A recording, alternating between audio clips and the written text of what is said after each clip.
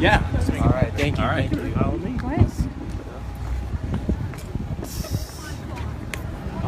So, Okay. if you just point, I guess maybe point it at me when I'm talking and point it at other people when they're talking. Okay. Hi. Can I get a hug? Sorry, do you want me to? Hi. Can I have a hug? Nice to meet you. I think I'm going to try to go inside. I'm good. How are you? You too. Sorry, I'm just trying to throw into your car. That's pretty cute. Can I give you a hug? She's gonna cry. She's gonna cry.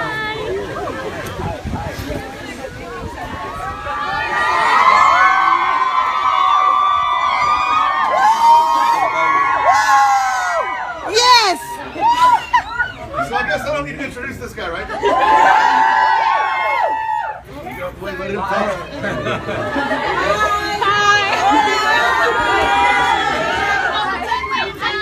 Thank you. 1998. I wasn't alive then. Wow. So, hi everyone. I am here in Atlanta for a supernatural convention, which I'm excited about.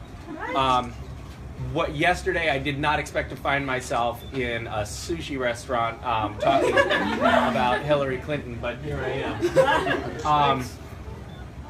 Pretty great. I'm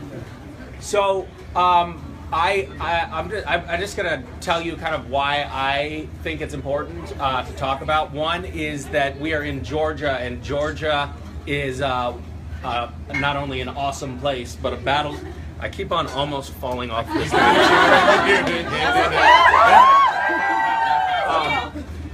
It's what we're calling a battleground state in this. Your face is blue now. My face is blue. How's this lighting? Perfect. Now I feel extra tiny. Thank you. Let her go. You have an H and a T on your face. I have an H and a T. Now it's like in, yeah, that's an H. Hillary versus Trump? There you go. So Georgia, at this point, could go either way in the presidential election. So it's super important for people to get out and vote, ideally for Hillary. I'm not one of those sort of blanket, totally equal opportunity people who says get out and vote no matter who you are. Get out and vote if you're a Hillary supporter. I interned in the White House. I interned for in the first Clinton administration, and I saw how things worked there from the inside a little bit. They didn't let me sit in on the highest level top secret meetings for some reason. I know that they wanted to ask my opinion about a lot of things, but they felt it would be weird for the other interns. But I know that when I was in the White House, I know that Hillary Clinton had a reputation as a first lady of staying in her office, working late, and being incredibly driven and incredibly hardworking. And it never crossed my mind that she was there for any other purpose than to try to make the country a better place. That I know that was her motivation for being the many decades civil servant that she has been. So I know that her heart is in the right place, that she is trying her best in a flawed system to make our government work as well for us as it possibly can, and I am enthusiastically throwing my support behind her as somebody who has had a little bit of a glimpse behind the curtain. And I also think that it's a critical election because she is pitted against a demagogue who is very dangerous, and we can't afford to allow someone like Donald Trump have the codes to our nuclear arsenal. It's just far too dangerous. He is way too easy to bait with a tweet, and if an aggressive foreign power were to bait him with, you know. Oh, I'm so sorry. Hold on, let me get. They ignored it.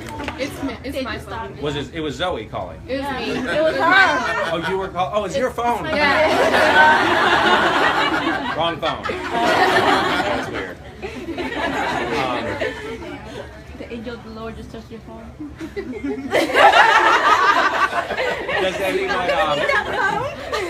Does anybody have anything that they want to say or?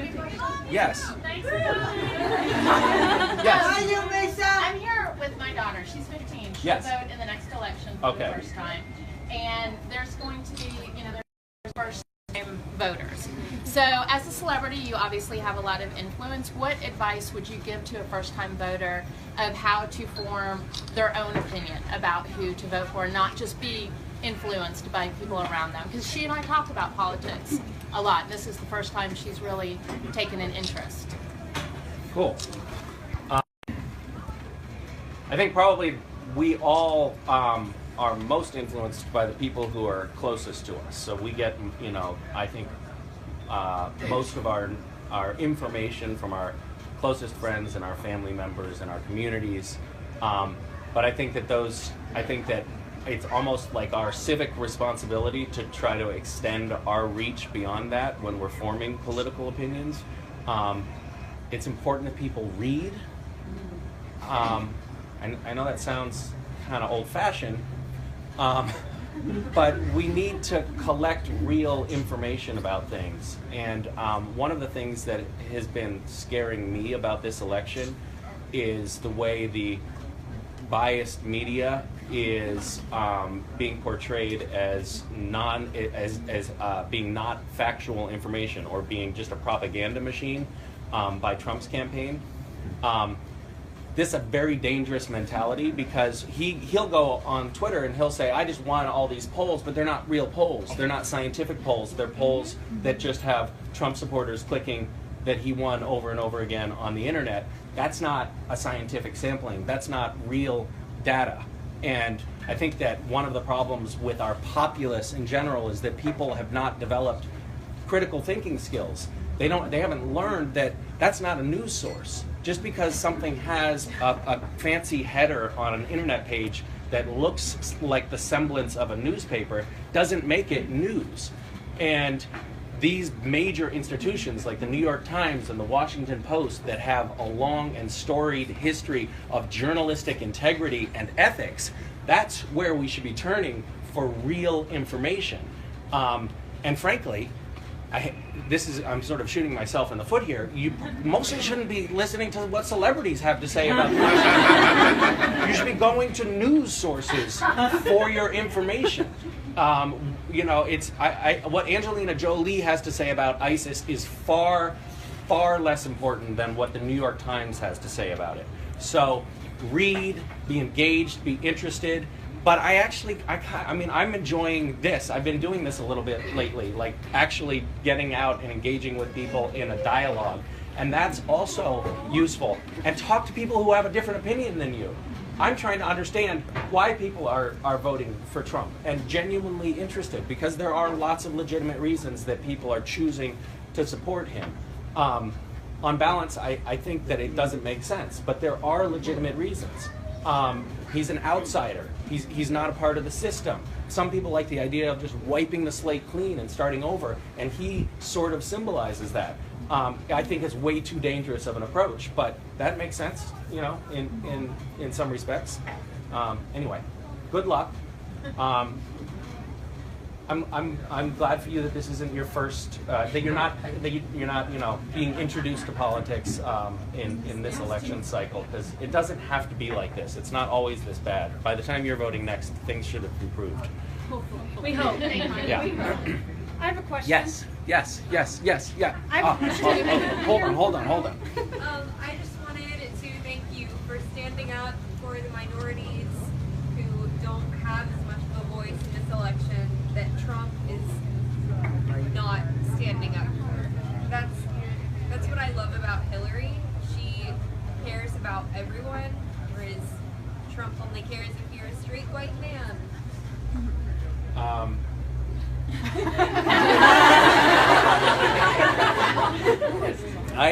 Listen. Got so serious. I have to say, hate white people.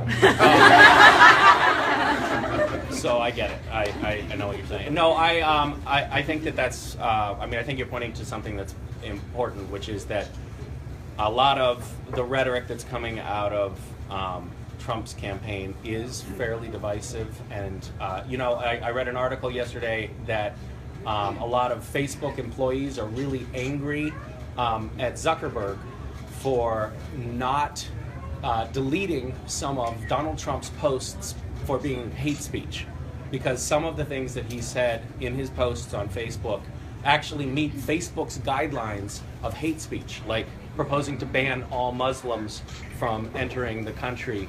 Actually, by the terms as Facebook has defined them, constitutes hate speech that they say they will not allow people to post on Facebook. They have made, what I think is the correct decision, to allow those posts to be up, because it's a major presidential candidate and it's not their job to censor that sort of thing. I agree with Zuckerberg for not taking them down, but I think it's fascinating that those posts actually met their litmus test for being hate speech. Yes?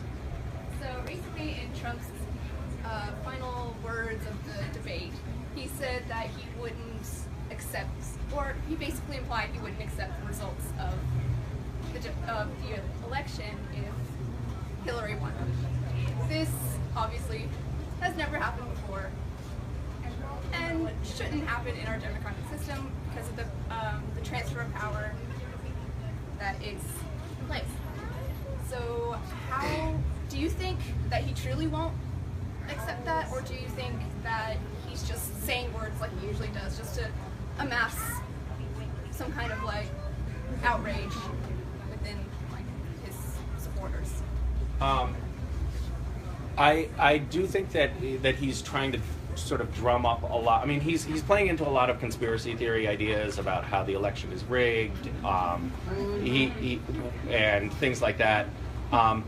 It seems pretty clear that he's trying to hedge his bets at this point, because all indicators are pointing toward him losing the election, and Trump, he's not a great loser. He is. let me rephrase that. I think that he is a great loser, but he doesn't lose well. So I think that he's just trying to pave the way for him to have some excuses as to why he didn't win. But that said, it's an incredibly dangerous precedent, and one I really hope that this isn't like turning the tide completely and setting the tone for future presidential contests.